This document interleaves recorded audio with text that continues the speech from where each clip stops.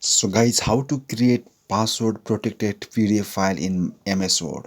So if you want to also create the password protected PDF file in MS Word, then this is the right video for you.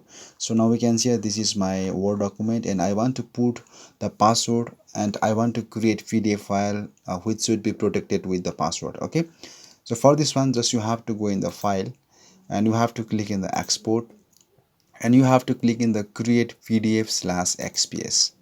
So now you will get this type of the window and you have to choose your location. So I am just saving this file in the desktop. Then after that, just you have to click in the option. So now we can see in the bottom there is option and you have to tick in the encrypt the document with the password. So I'm clicking here and you have to click in the OK and you will get this window and you have to put the password. So I am just using the password 123 and clicking in the OK and okay. So it is telling me that it's the password should be at least 6 words. So I'm typing 1 2 3 4 5 6. Okay, then just click in the OK and click in the publish.